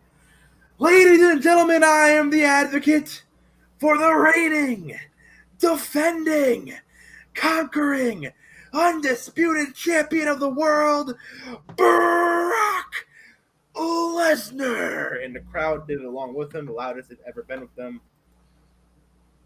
Thank you. Appreciate you, Ricky. Appreciate you, bro. So then Brock grabs the mic. He goes, "Paul, you know what I want." And Paul's like, "What do you want?" He's like, "Paul, I want a match of Roman Reigns for the Universal Champion." Oh! That's how Brock promos are for me. Paul doesn't know how to answer that. So Brock goes to F5 Paul Heyman, but Roman and the Usos make the save, but then Roman gets away, and the Usos get the shit beat out of them by the Ultimate Farmer. That's what I'm calling from now on, the Ultimate Farmer, Brock Lesnar. Fucking man bun and fucking he's jacked. The Ultimate Farmer. That's funny. We then got a 10-man tag team match in which Trae Young accompanied the heels to the ring. Trae Young got booed out of Madison Square Garden. That was funny. Sami Zayn came out wearing a Kevin Knox jersey and some I Heart New York pajamas for his ring gear. And he brought Trae Young out. And Trae's just doing while they're booing him. Trae goes to try to help the heels by fucking with Rey Mysterio and trying to pull his mask off and shit. And then the ref, for the second time in his life, Trae Young gets ejected from Madison Square Garden. You know, when WWE does things right, they do things right. Yeah, they did that Trae Young thing right. Yeah, that was entertaining as fuck. Yes, it was, and it was a good way to promote because Trae Young is hosting the New Year's Day pay-per-view from Atlanta, Georgia. Oh, cool. Mm-hmm. That happened. 10-man tag team match. Then we got a 30-minute banger between Edge and some sick black and pink gear. I like that gear a lot. If y'all couldn't tell, Edge's my favorite wrestler. Edge and Seth Rollins had a banger. I love this feud. This is probably my favorite feud in WWE right now. Edge is bringing out the best of Seth Rollins, and he's reminding everybody of just how good Seth Rollins really is, because we all seem to forget that in the last 2 years of him doing nothing. So the whole storyline at SummerSlam was Edge didn't want to get hit with the curb stomp because it goes back to 2014 where Seth Rollins threatened to kill Edge by hitting him with the curb stomp because of his injured neck. So at SummerSlam, Edge dodged the curb stomp 5 times. Never got hit with it once. And Edge won the match. Here on SmackDown, again, dodging curb stomps. Boom! Edge finally gets hit with a curb stomp. And Edge is fucking paralyzed, boys. Edge gets wheeled out of the arena. And my favorite part of the night, the interviewer, Kayla Braxton or whoever it was, goes to interview Seth Rollins. And she asks, Seth, how do you feel? And Seth answers, and I quote, I don't know. How do you feel? I don't know. Am I supposed to feel something? Do I feel good? Do I feel bad? Kayla, how do you feel? You know, maybe I just don't feel anything. And then he walked away. That's fucking money. Yes. Damn. That's money. The crowd is going to pop like crazy when Edge comes back for their return match. Because you can build this as like Seth Rollins is trying to garner sympathy because he didn't mean to hurt Edge, but like he also wanted to hurt Edge, so he's kind of a heel, but also kind of a face, and he kind of feels bad, but he kind of doesn't feel bad. So Seth Rollins is gonna have this conflicting mindset for like 3 months, and then he's gonna want to curb stomp somebody else, and maybe he just won't do the curb stomp because he's scared of hurting somebody else, but he also wants to hurt somebody else, and he goes to do it to somebody, and you think you know me. And Edge runs out, boom, spear, boom, WrestleMania match, rematch. No, that's best thing going in WWE right now. And then we get a tag team match. We get a contract signing between Becky Lynch and Bianca Belair. Becky's full heel now. She comes out in fucking like gamer glasses and a fucking fur gold jacket. Yeah. And you know what? I'm okay with this heel turn now. It's a lot more. She's doing it the right way. Whereas the last time she turned heel, the crowd wanted to cheer her because she was the man. Now she's actually trying to piss off the crowd. So the crowd are naturally booing her now, which is perfect. Bianca still looks like a fucking nerd in this feud, though. Yep. Bianca looks like shit in this feud. Becky's absolutely the star. Main event, Usos Street Profits for the SmackDown Tag Titles. This was a fucking banger. These are probably the 2 best tag teams in WWE besides RK Bro. I mean, I think they're even better than RK Bro just because they're throwing together a tag team. These 2 teams went at it. Roman Reigns finally interferes, and they beat down the Street Profits. Roman gets on the mic and says, Brock, you want me? You got me when I'm done destroying Finn Balor at Extreme Rules. And then lights go out. Dun, dun. Dun, dun. The demon Finn Balor is back. gets in Roman's face. It's going to be the Demon Finn Balor versus Roman Reigns for the Universal Championship in 3 weeks at Extreme Rules. SmackDown goes off the air. SmackDown was great. Here's the problem. 2 things. First of all, it came out this week that WWE officials expect Kevin Owens to not re-sign in January, and they expect him to go to All Elite Wrestling. Damn. Kevin Owens on SmackDown this week was supposed to have a segment with Happy Corbin. Kevin Owens' segment got cut for time. Which then leads to the next one. All week to promote the show, because this show was centered around being on the anniversary of 9/11. Zelina Vega, whose father passed away, unfortunately, rest in peace, in the 9/11 incident.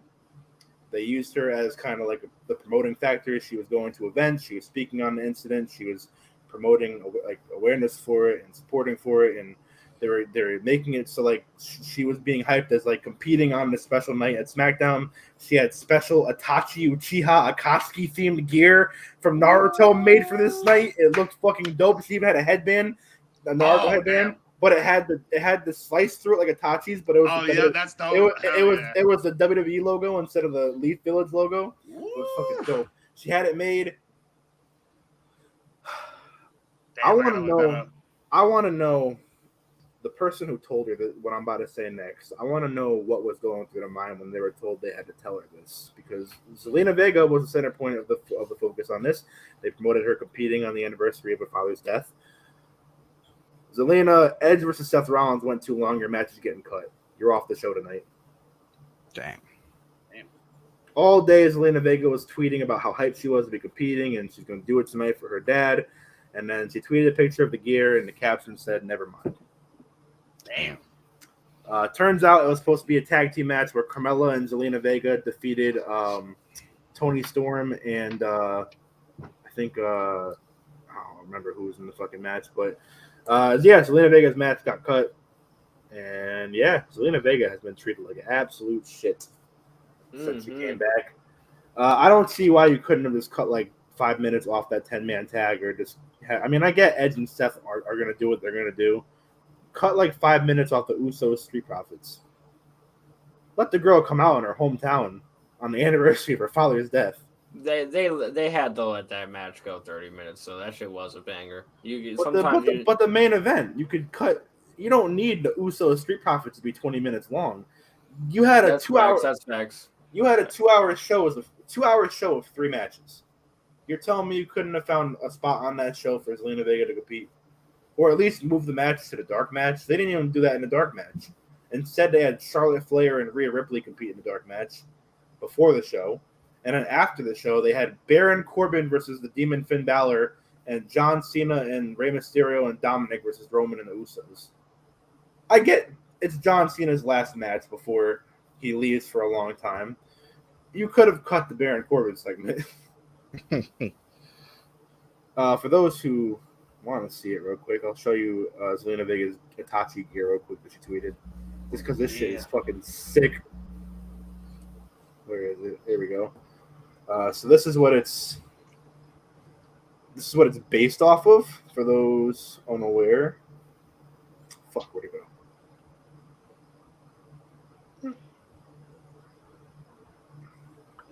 So it's based off of Itachi Uchiha, part of the Akatsuki, and this was her gear that she had made. That's the gear there. That is dope. That is dope. That's tough. Had the robe and everything, and then the back, the Uchiha logo was the Zelina Vega logo. That is and dope. then she had the headband made. Here, I'll show you this headband real quick. If I could fucking find it. She posted a picture of the headband up close. Right here.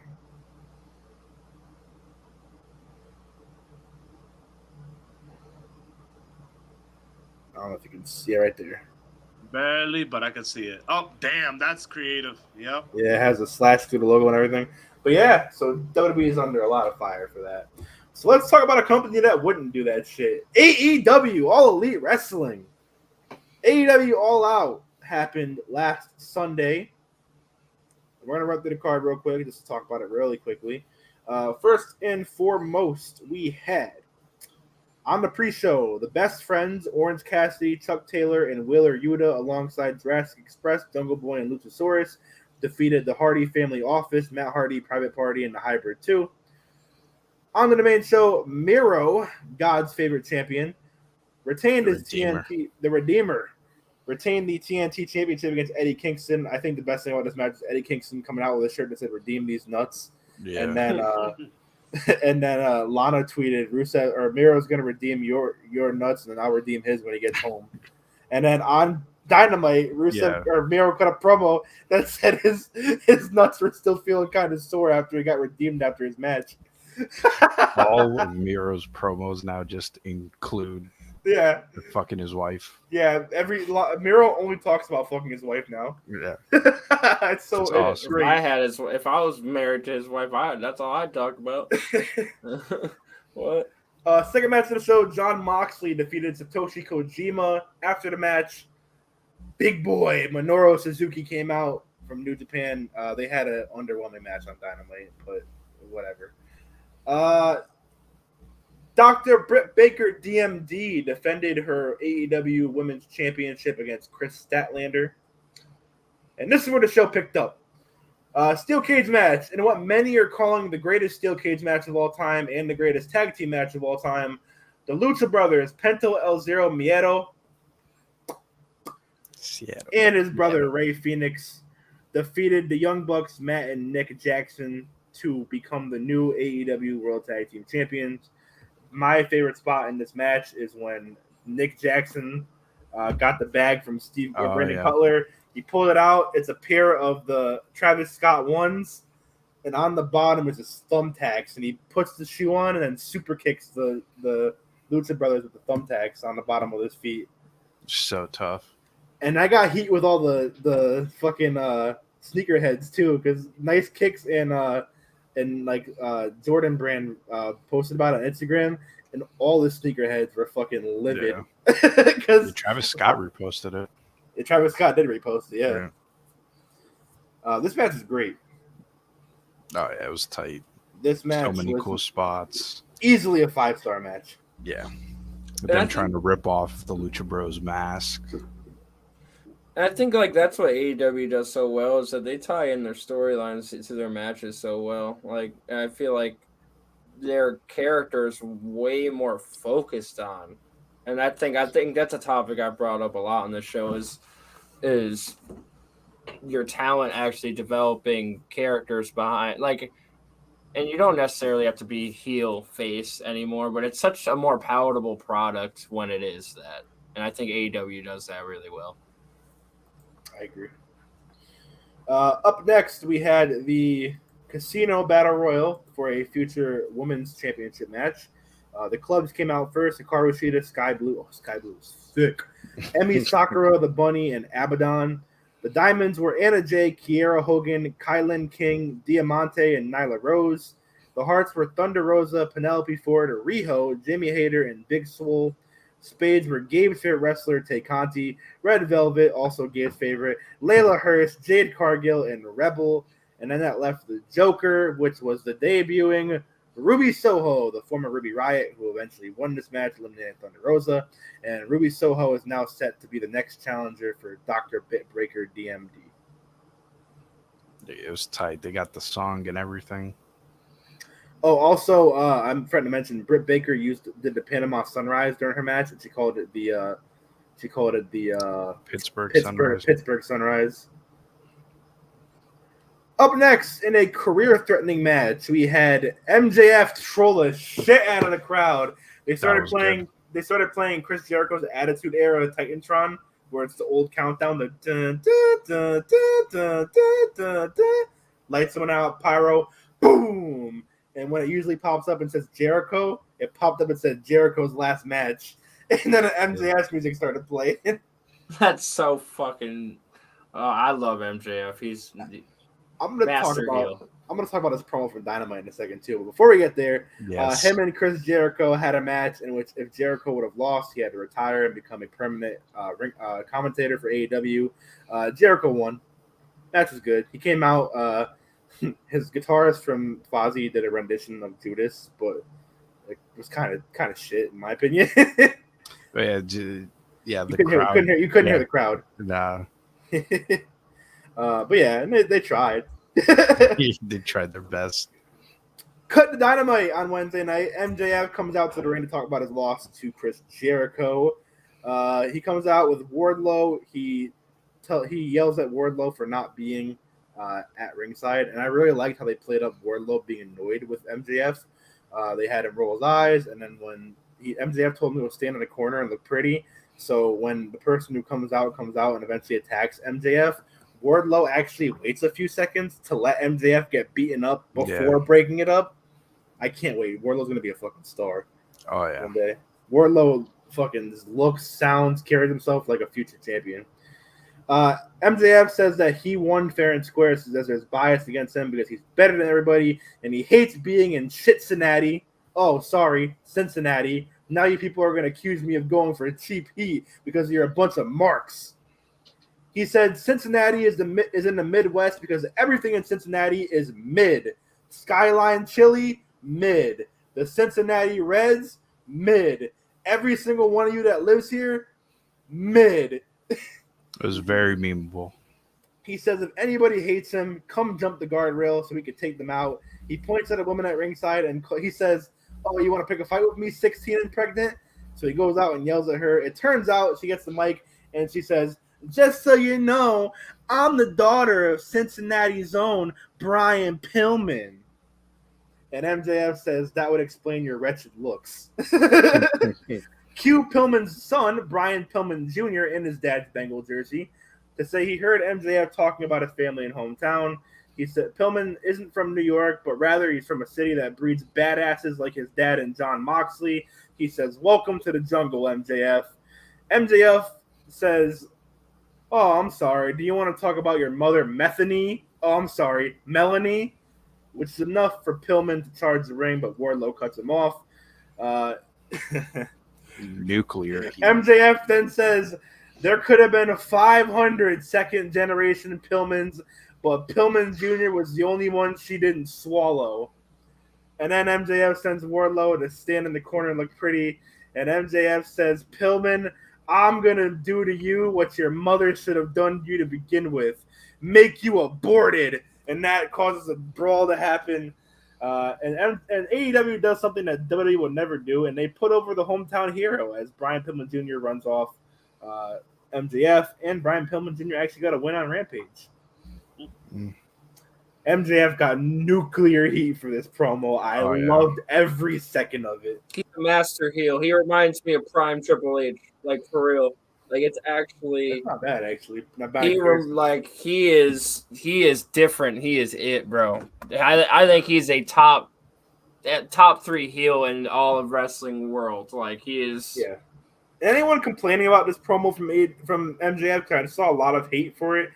You have to realize that means he's doing his job. He's doing his job, and I'm sure the Pillman family, who were at front row, and Brian Pillman Jr., who was included, I'm sure they gave it the okay for this. I'm absolutely positive that they all knew that type of shit was coming their way.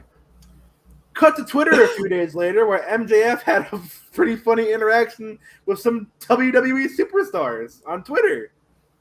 MJF tweeted, let me bring these up real quick because they're all pretty fucking funny.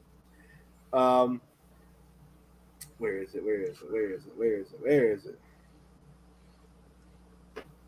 Here we go. So first, MJF tweeted, do I really have to go to New Jersey? This then led to Liv Morgan responding with, New Jersey is lovely, Mr. Friedman. MJF responded, Miss Morgan, I'd agree with you, but then we'd both be wrong. To which Baron Corbin then responded, it's the absolute worst. MJF responded, here's the fucking tweet of MJF to Corbin. Here it is. Let me pull this up real quick. MJF responded to Baron Corbin, how you holding up, buddy? Heard you won big. Baron Corbin responds, amazing. I'm back in the money. Thanks for offering to help when I was in need. Also, don't let anyone in New Jersey touch you. The smell will never come off. And then I think MJF responded once more to Baron Corbin. No, he didn't. That was it. All right. Yeah. And then that led to everybody going, "Oh, MJF to WWE when his contract's up." Or, in my case, oh, look at MJF tweeting to all the independent stars in WWE. Damn. Look at the big leagues responding to all those little leaguers. Come to the good side, guys. Next up, we had Darby Allin, coming out with his body bag that said "Best in the World" on it. Comes out to the ring. For the first time in 7 years, we have the in-ring return of the best in the world, CM Punk, which means for the first time in 7 years, we got to hear "It's clobbering time." Yes. The whole crowd got on it, dude. Because he didn't say that on the Dynamites and Rampage leading up. When he came back on Rampage, he yelled, "I'm home," and then the nights he was there before the pay-per-view, he yelled, "Let's fucking go." And then here, he finally did "It's clobbering time." He knew the fans were waiting for it. Punk comes out in long tights, which makes me believe that his legs were not fully trained up for this match. Wow, he was skipping leg day. Man, it was skipping leg day. He definitely looked like it. But he also looked pretty good here. You could tell that he was gassed pretty early on. They did a lot of rest holds, a lot of spots to kind of get his breath back going. But besides that, he hasn't lost too much of a step at all. Agreed. Pretty good match for his return. Mm-hmm. Agree. I mean, you said everything that I thought in terms of this match. I think it was everything it needed to be for a CM Punk return match. I thought, maybe one too many of those rest spots, a lot of mid-match submissions that went on too long. But for the most part, it's like, hey, for a guy that hasn't been in the ring for 7 years in a main pay-per-view spot, I mean, he brought it. He definitely brought it. Cut to Dynamite, where we'll catch up on what both these men are doing. Darby Allin and Sting are now feuding with Shawn Spears and Tully Blanchard. Tully cuts a promo where it now sounds like we're going to be seeing Tully Blanchard versus Sting on Dynamite in 2021. Yeah, I don't know how I feel about that. I'm also team fuck Shawn Spears. He sucks. I'm also keep Sting as a manager. Sting been pretty good in the ring. Keep Tully Blanchard as a manager. God. Tully Blanchard should not be wrestling in 2021. Fall to pieces.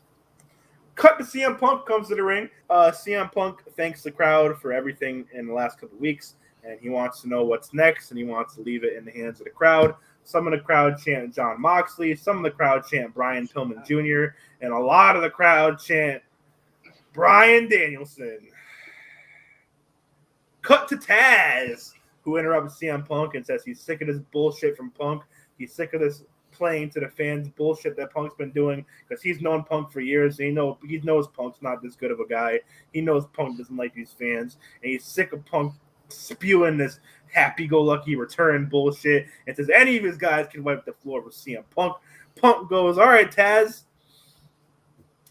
bring me Hobbs. Bring me Ricky Starks. Fuck it. Bring me Hook. Send Hook, dude. Send the Hook. Fucking feud of the year. Then CM Punk versus Hook Taz. It's Hook. So Taz's last name is going to be Taz. Is Hook's name Hook Taz?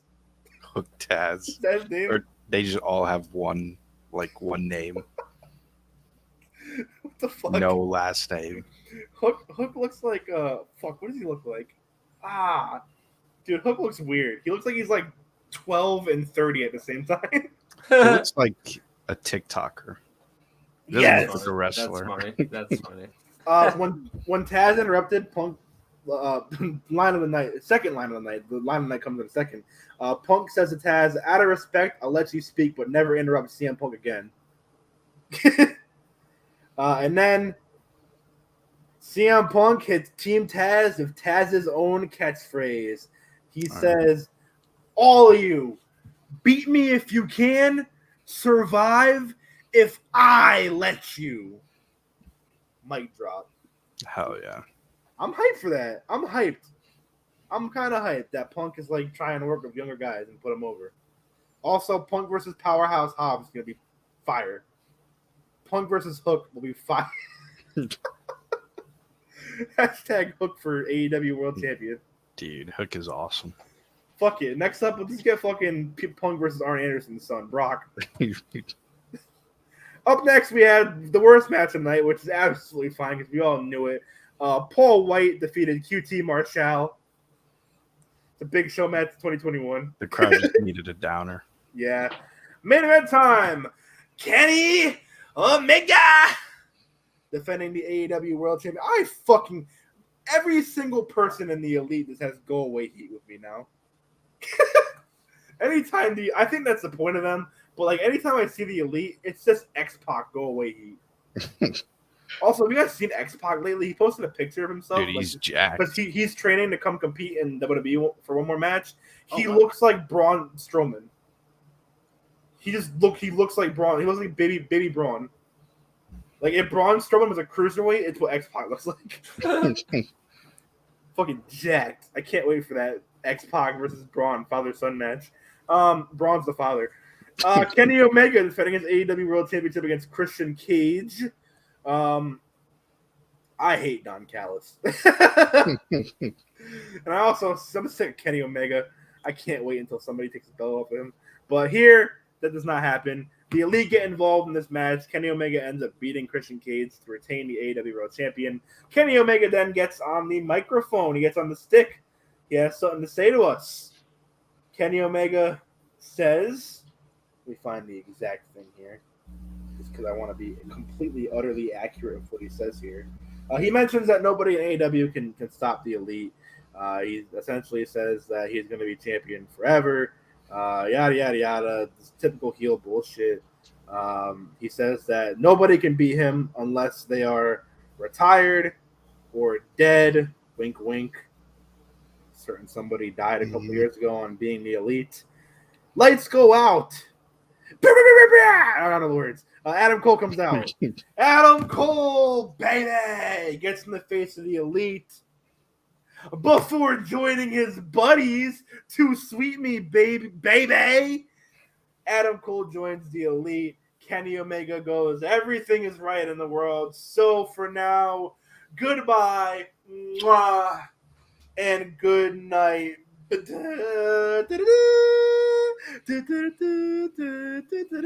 Holy fuck. It's Bryan Danielson.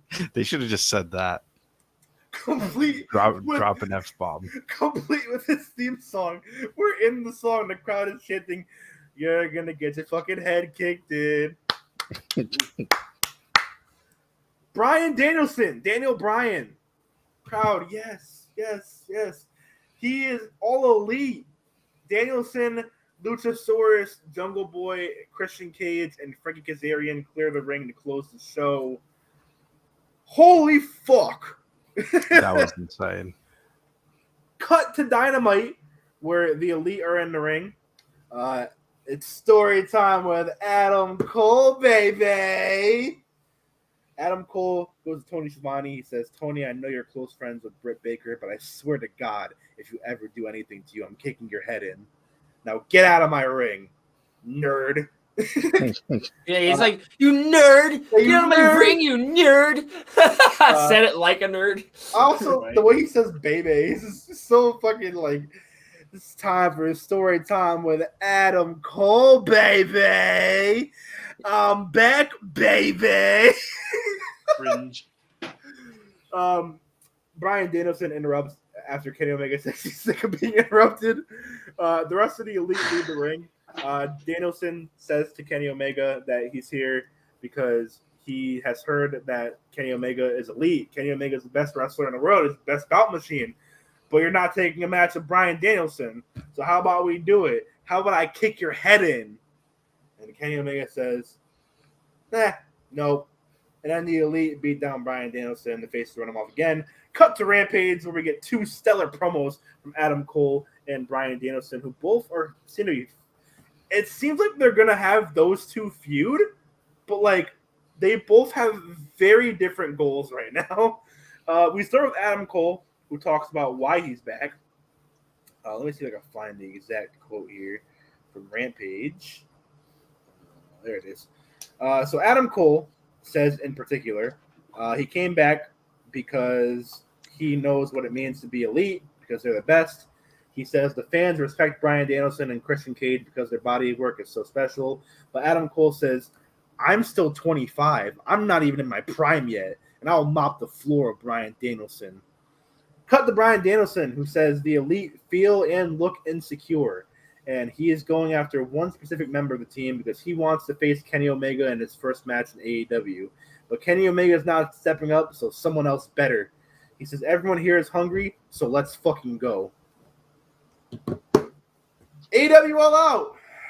This was AEW's Fall Brawl 96. Or 95, sorry. This was AEW's coming out party.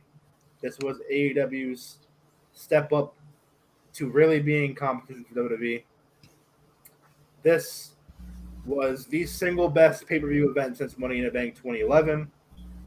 This was the single... Hey, have a good night, Natalie.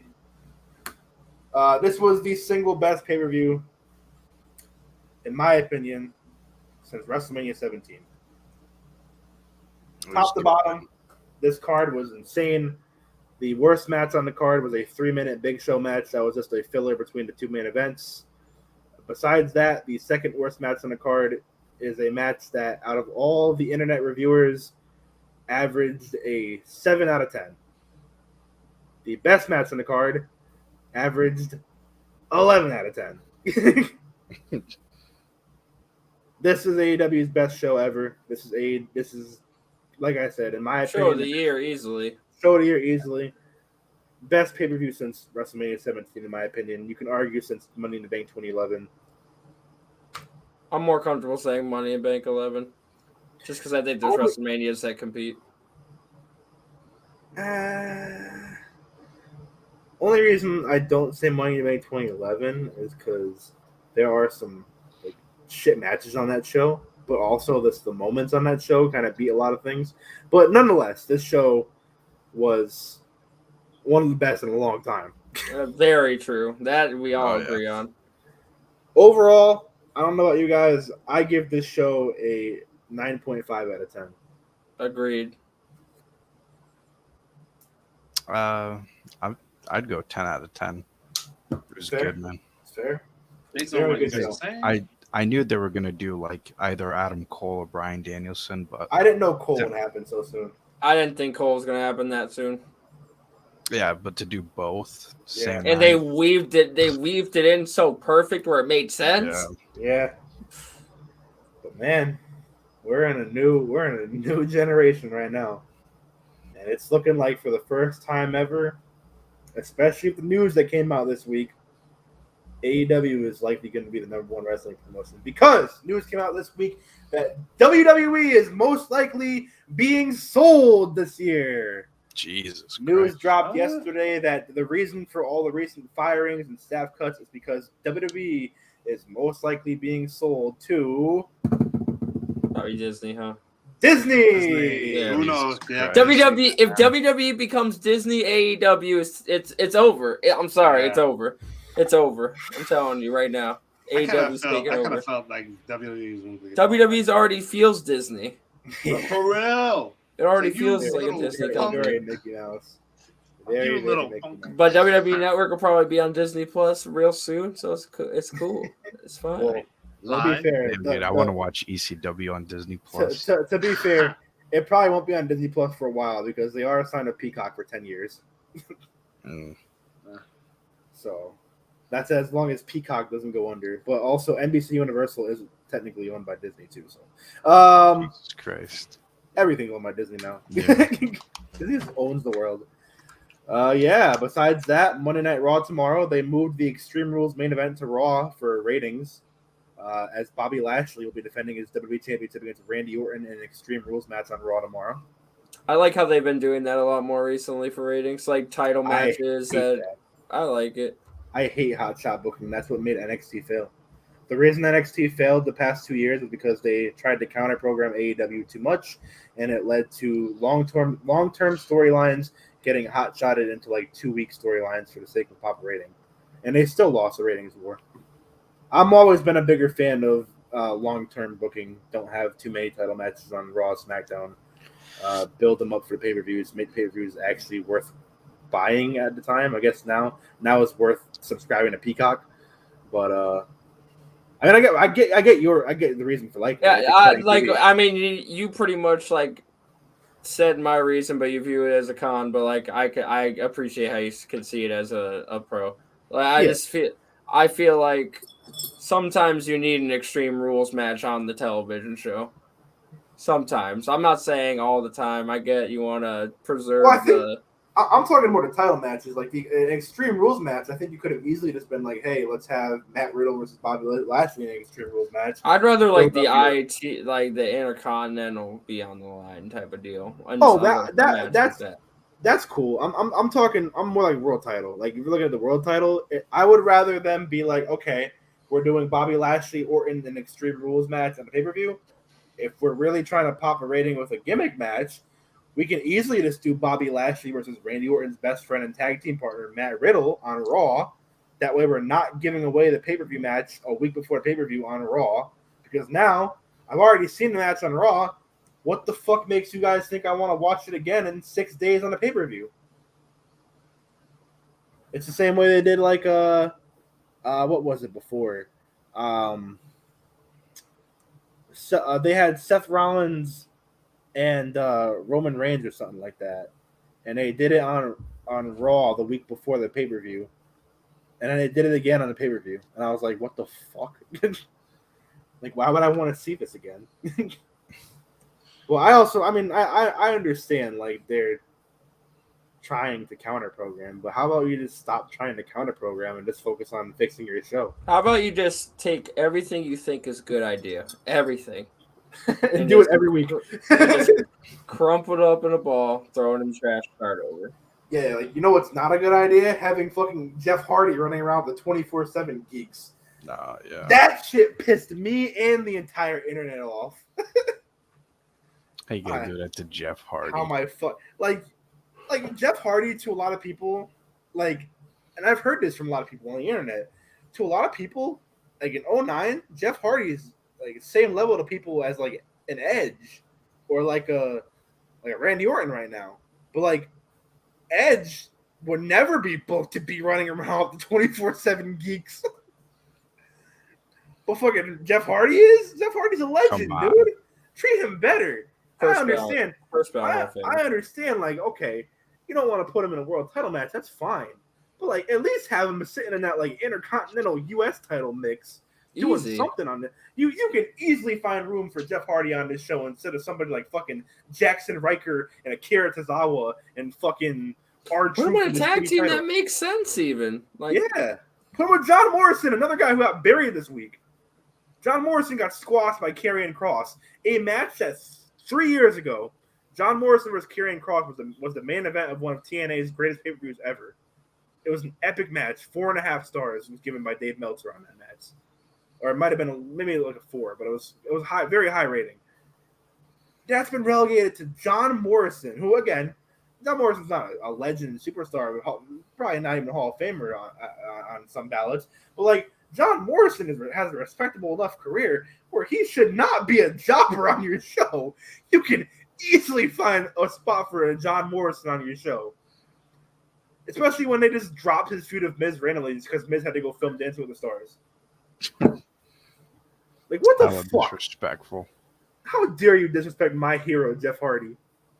My hero. You give him no more words back, and you fucking bullshit me by having him in the fucking 24/7 title matches and fucking main event matches that nobody watches. Because who the fuck watches main event? Fuck, they piss me off sometimes. Jeff Hardy better. After all the hate that got on Twitter, he better have a spot on Raw tomorrow.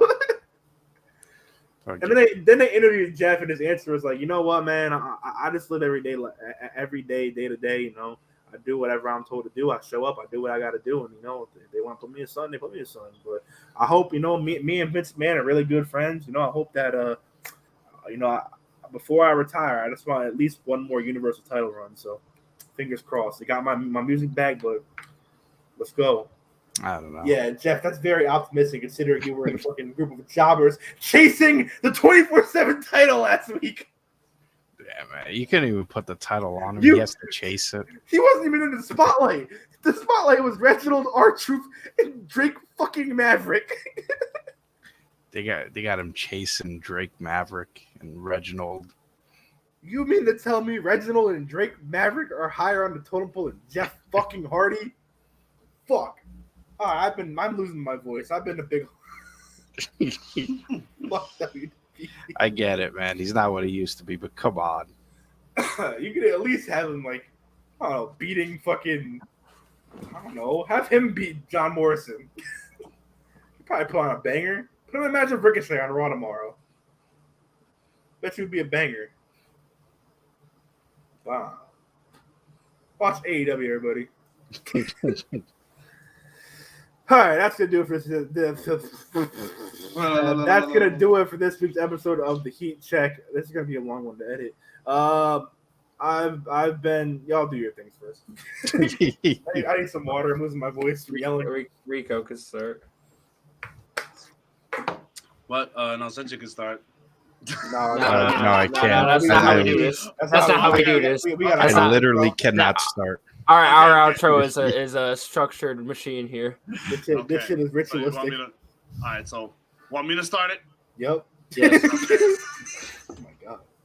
Damn, what the hell was that? No. That's gonna be my outro. Oh shit! Oh, we're gonna have to talk about that. But oh, she's bad. She Jitters. I'm 6. Yo. Here we go. We're going all sidetracked again. What was I saying? Just tell me your social medias, goddammit. Oh. Good God. Alright, my social is my social. Nah, got you. My IG is my name, Jordan_Rico. You can find me at IG and Snapchat, which is the same thing, but 74. Right there. Should be right there. What else? What about you, Josai? I don't know. I've been. He need to go to sleep. Bro, I'm tired. It's late. All right. You can follow me, JOSYAH_HOWARD11 on IG. Shaq Daddy Jacob Friedman. Friedman? No, I have to see. Shaq Daddy Jacob. But if you want some D, you can head on over to Senshi D on Twitter. Come follow Senshi LED Low. No, wait, all right. No, I gotta cut you off. What? Don't ever interrupt the outro by not just putting lotion on your hands. Bro, that's what I'm saying. I was like, the intense zoom in on the fucking stream of lotion was the most uncomfortable situation I've ever been a part of. And was that like blue? I never seen lotion. Listen, bro. We're going off stream. Just get ready, bro. Chill. Oh my god. Oh, If you want some cool dot lotion merchandise, head on over. Oh yeah. Use Shout the out our promo sponsors. Use the promo code. Shout out Raise Energy. Oh yeah. Discount code HEATCHECK for 50% off. That's good. Keep going, Senshi. I'm sorry. I don't know if I can, man. If you I got lotion blocked. Lotion block. Follow Senshi L. at Senshi D on Twitter, twitch.tv/Senshi. I don't have a D on there. L-E-D-Low. Yeah, I dude. saw that. Tough. And that's it. Oh, I haven't streamed in forever, but I'm coming back. I'm coming back. I swear. He's been coming back for like 4 months. Like a deadbeat dad, I promise I'm coming back. Yeah, I got my cigarettes. He just went to get some milk. Like, damn, Daddy, that's a long ass line. They didn't have the fat free kind. You can follow me over at AC Nolting on Instagram and the Twitters. Follow me The at Twitters.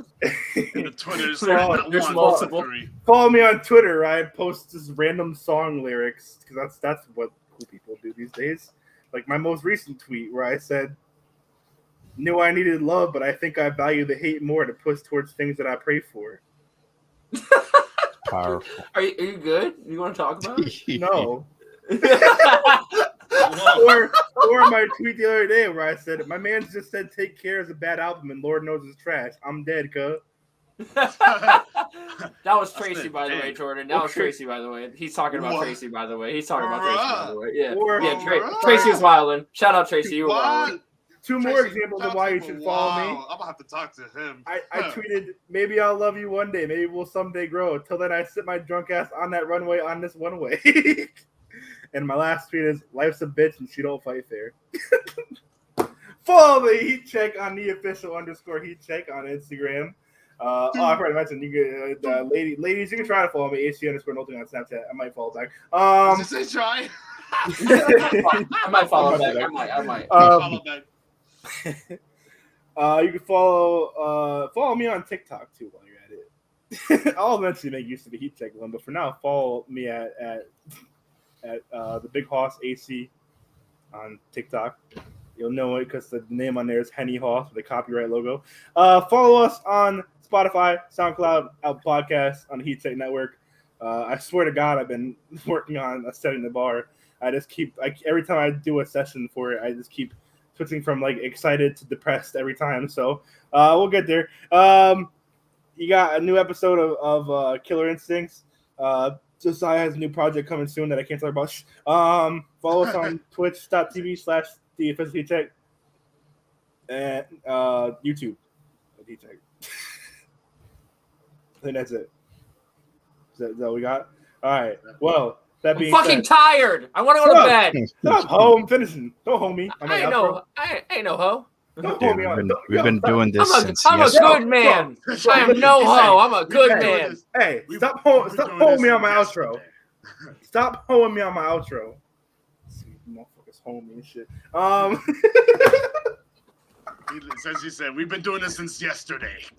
We have. All right. Kids, remember, stay at school.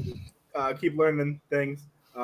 Fellas, keep your sticks on the ice and keep being fucking bad bitch ballers.